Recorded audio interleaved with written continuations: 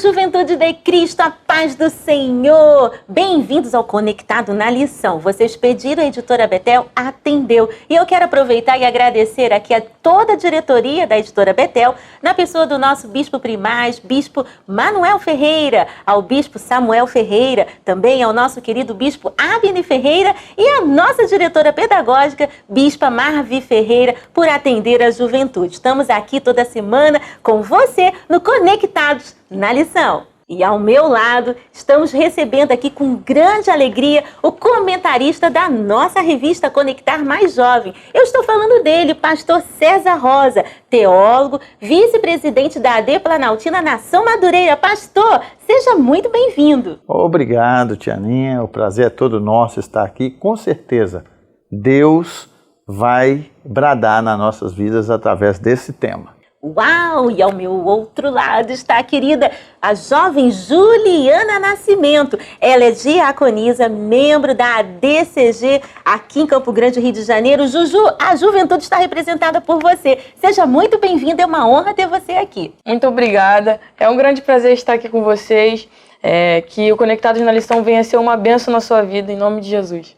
Então, fiquem ligados aí no Conectados na Lição. E para esse trimestre, a revista Conectar Mais Jovem traz um currículo totalmente renovado, um layout inovador, revitalizado, que certamente vai agregar aí nos seus conhecimentos. E para este momento, trazemos o tema Ética Cristã, os desafios do comportamento na atualidade. E a nossa primeira lição, gente, olha isso. O que é ética cristã? E eu já vou fazer a primeira pergunta para o nosso comentarista, pastor César Rosa. Pastor, quando surgiu o conceito ética na Bíblia? A paz, queridos, é uma honra estar aqui no Conectados na Lição. E respondendo à pergunta, eu quero caminhar um pouco com vocês na criação. A Bíblia diz que Deus fez o homem perfeito, à sua imagem, conforme a sua semelhança.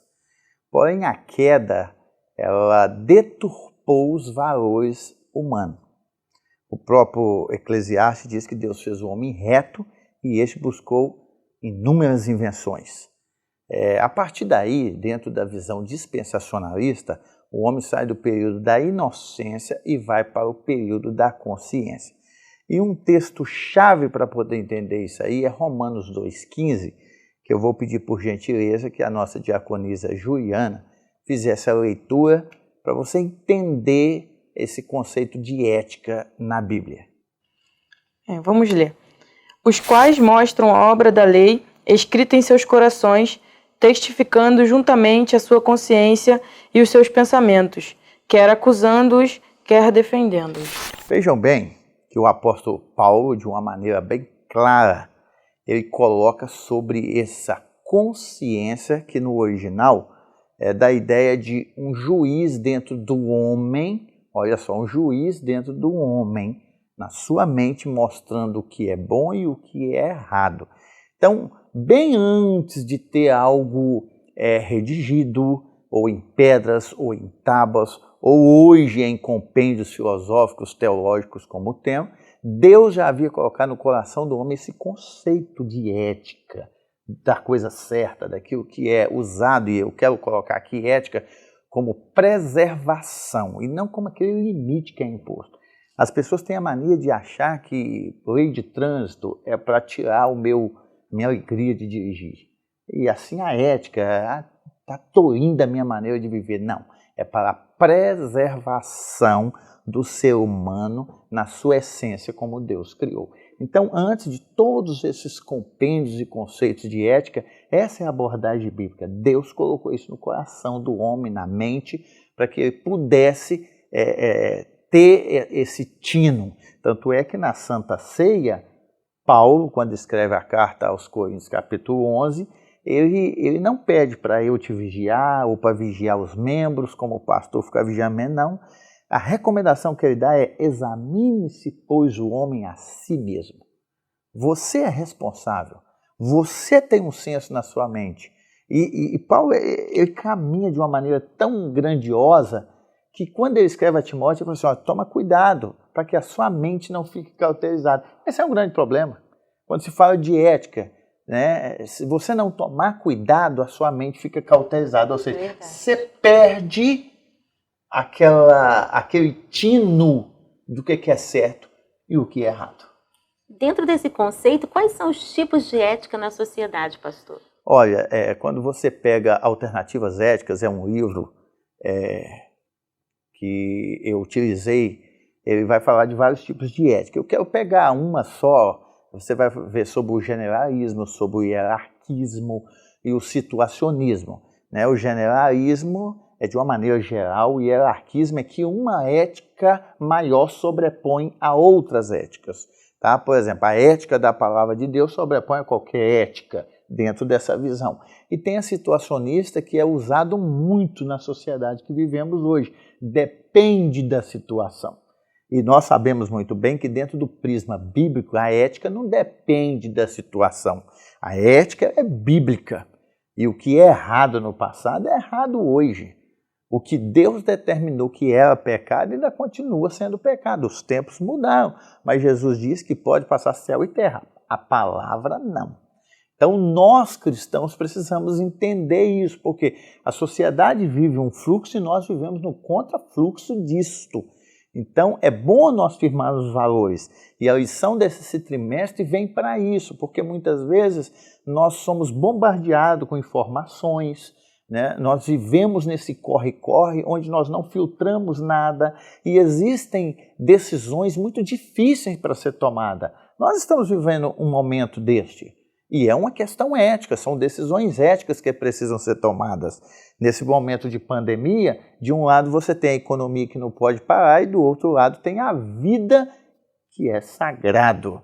Então é para vocês verem o quanto é importante estudar ética e ela está muito mais ligada a nós do que você imagina. Verdade. E lembrando que a nossa editora Betel também propicia a você subsídios como PIL, o Plano de Incentivo à Leitura, para conectar mais jovens. E eu quero falar aqui com a nossa colaboradora aí no PIL. Juju, como é que traz o PIL para essa lição sobre ética aí nesse momento que a gente está conceituando? Como é que fica essa questão do PIL? Então, o PIL ele vai trazer uma questão sobre a imagem, né? O pastor já tocou aqui no assunto, né, de que Deus já nos criou, né, a sua imagem da criação, e eu quero trazer aqui uma outra visão, uma visão que agrega isso, né, a respeito da imagem. Deus nos criou a sua imagem e aí o pecado vem, tenta parar isso, tenta acabar com isso, só que o que acontece é que Cristo vem e ele traz para nós o que? Uma nova consciência, novos padrões, novas coisas. Então, eu quero trazer uma pergunta ao pastor. Como o jovem, pastor, consegue viver essa ética cristã dentro dessa sociedade relativista, dessa sociedade que vive esse frenesi? Como a gente pode viver isso? Olha, queridos, realmente é uma pergunta que todo mundo quer saber, porque nós vivemos numa sociedade onde ela é o contrafluxo dos valores bíblicos. O tripé da pós-modernidade pode ser definido como liberalismo, relativismo e tem o outro que é o hedonismo, né? Tudo pelo prazer, vale a pena o prazer, não existe referencial de verdade, a sua verdade não é a minha verdade, e o liberalismo, né, é tudo liberado, só que o conceito vai muito mais. Aí tem o liberalismo teológico, o liberalismo filosófico, abarca uma série de coisas. Mas a Bíblia, ela é o nosso manual e essa é uma pergunta, não é de hoje. Porque o próprio salmista já fala assim, como purificará o mancebo o seu caminho? Ok? Observando conforme a sua palavra. Hoje não adianta você só ler a Bíblia. O principal da Bíblia é obediência e prática, né? A teologia prática. Vida de oração, vida de jejum, porque não tem como tirar o jovem desse contexto do mundo. Não, a Bíblia diz que nós estamos no mundo, mas não somos do mundo. Tá? Então nós precisamos de uma vida, só existe um antídoto, gente. A Bíblia diz, andai em espírito e não cumprireis as concupiscências da carne. O que é concupiscência? Desejo exagerado de pecar. Todos nós, né, a Juliana falou sobre essa natureza humana, né, que nós vamos chamar de a que herdamos de Adão. Essa é a natureza. Basta você dar uma brecha para ela, ela estraga seus sonhos, ela acaba com a sua vida espiritualmente e até fisicamente. E o antídoto é andar em espírito. Então o conselho que eu dou é esse. Na questão do hedonismo, fuja da aparência do mal. Na questão do liberalismo observa tudo, retende o que é bom. E na questão do relativismo, olhe para a palavra de Deus, que é o nosso manual de fé e prática. Toda a Escritura, olha o que a Bíblia fala, toda a Escritura é divinamente inspirada. E, gente, eu gosto muito desse contexto, Tianinha, Juliana, desse inspirado, porque é isso aqui, ó. Deus tira o que está dentro dele e sopra no homem. A inspiração do Todo-Poderoso é a palavra. E na palavra tem o caráter de Deus. Na palavra tem a vida de Deus. Na palavra tem tudo o que você precisa para ser feliz e para viver a ética do reino na sua vida e vencer o mundo. E olha só, Jesus venceu. Ele é poderoso para te dar força para vencer. Deus abençoe vocês. Uau, gente! E aí, juventude, conectou?